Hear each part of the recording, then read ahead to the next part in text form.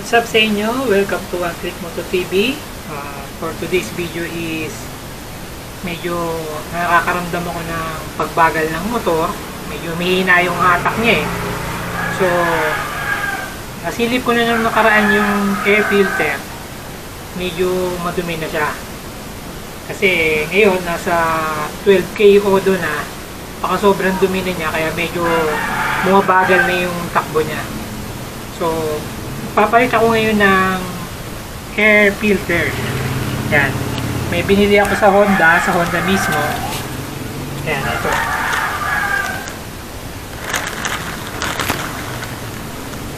Yan.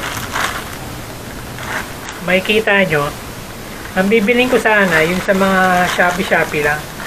Kaso, nag-alangan ako.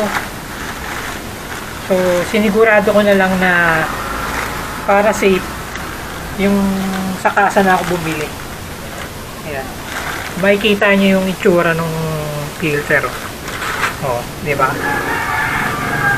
Yung sa mga Shopee o yung mga sa mga ibang tindahan, plastic lang na ordinary na sinil lang, tabay nilagyan ng sticker na ganito.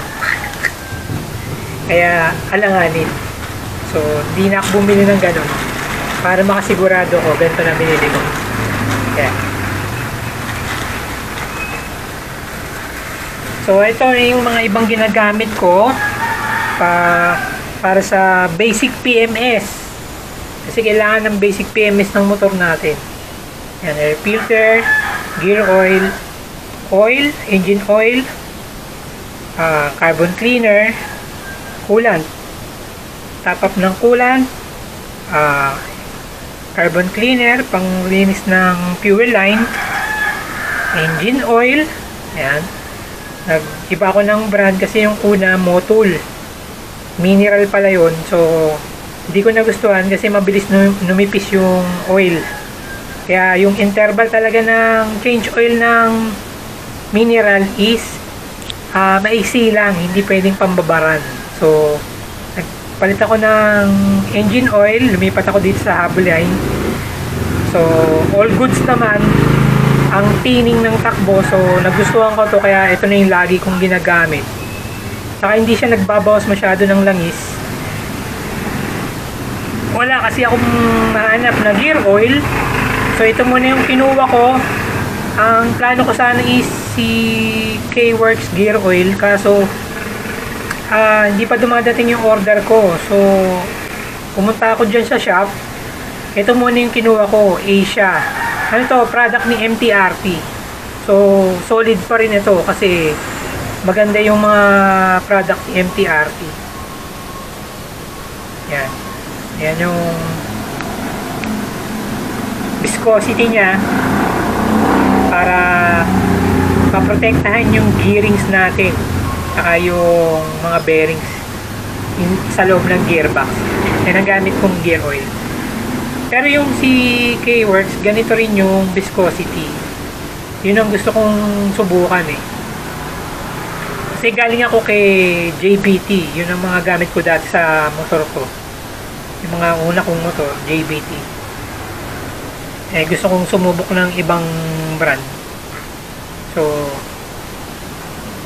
kaso hindi dumating yung order natin, so wala pa. So ito, magbabaklas muna ako ng box, air filter box.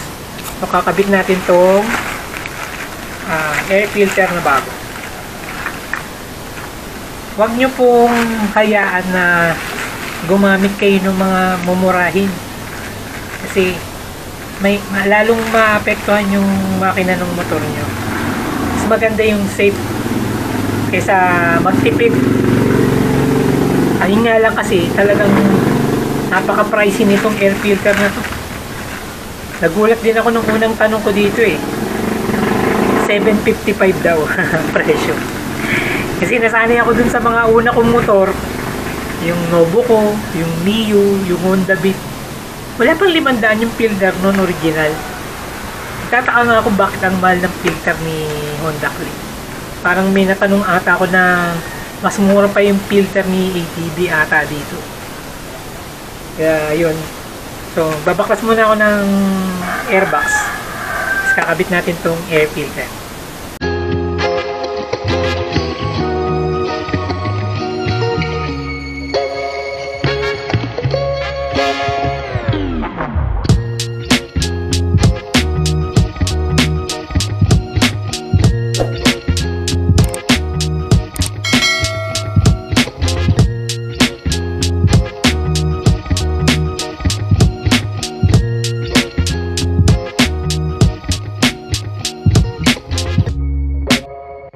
A few moments later. So ito siya, nabaklas na natin yung air filter. Grabe, ang dumi oh. So, kaya nakakaramdaman na tayo ng pagbagal. Kailangan na natin talagang palitan. Yan. So ayan, ikakabit ko muna itong bagong air filter. So, lilinisin ko muna itong loob ng box para sigurado na rin malinis, pumasok na dumi. Yan, madumi siya. So, linisin muna natin yan bago natin ikabit yung bagong air filter.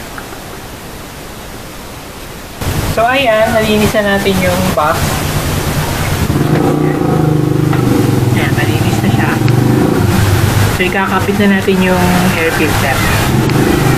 A few moments later. Ayan, nakikabit na natin yung air filter. So, bago na yung air filter natin. So, meron kasing nagtataka kung tama ba ang gawin o hindi na. Na pag bago yung air filter, eh, kailangan ba daw i-reset yung ECU. Ang totoo niyan is no need nang mag-reset ng ECU. Kasi pag bago yung air filter natin, si ECU is mag-relearn siya. Siya na yung mag-a-adjust para dun sa bagong ECU, sa bagong air filter.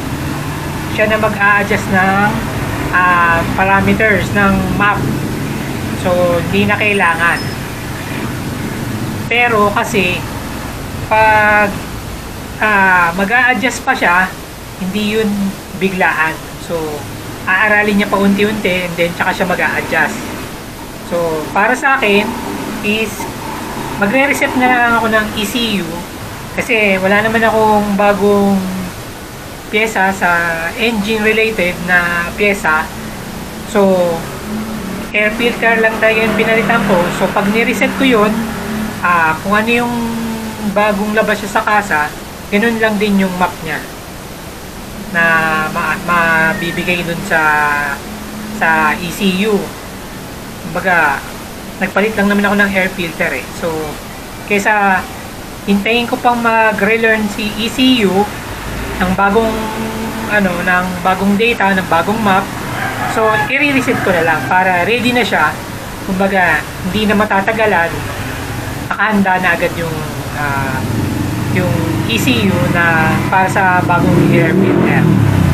So ngayon, gagawin natin naman ngayon is magre-reset tayo ng ECU.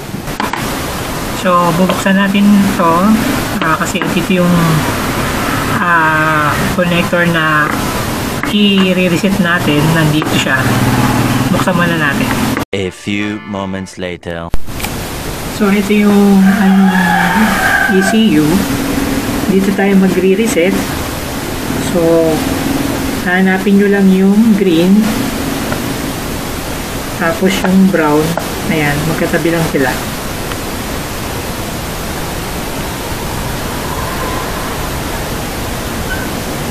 Ngayon, gagamit tayo ng paper clip. Ayan. Ito. Ipag-short natin yung green tsaka brown. Magre-reset tayo ng ECU. So, ikakabit ko muna ito. So, ayan, nakikibit na natin yung paper clip. Pinag-short natin yung green tsaka brown. Ayan. So, ito sila. Ayan. So, kailangan naman natin i-susi, tapos gagawin natin yung pag-reset. Yan, sa pag-reset naman, ipo-full throttle natin to bago natin susian. And then, mayroong mga indication dito ng ilaw. Susunduin natin yun, yung mabilis na blink, then babagal. So start na tayo. Full throttle. Then, susian natin.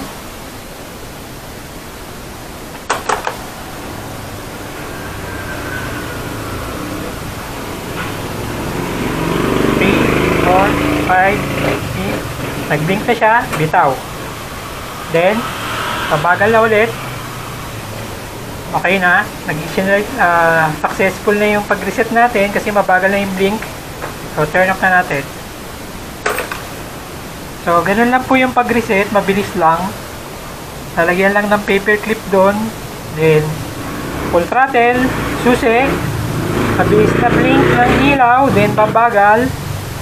Pag bumagal na siya, successful na yung pag-reset, then okay na. Tapos na natin i-reset yung ECU. So, ito, paandarin muna natin siya. I-pa-idle nyo siya ng mga up to 10 minutes. Ayan. Ayan. Para mabasa nyo na agad yung mabagong map ng ECU. So, depende sa inyo yan kung gusto nyo mag-reset o hindi. Pero para sa akin mas okay yung i-reset nyo na, then pagkagamit nyo kasi is nakalatag na yung bagong map, hindi na siya magre-relearn ng bago kasi mag-a-adjust pa yun.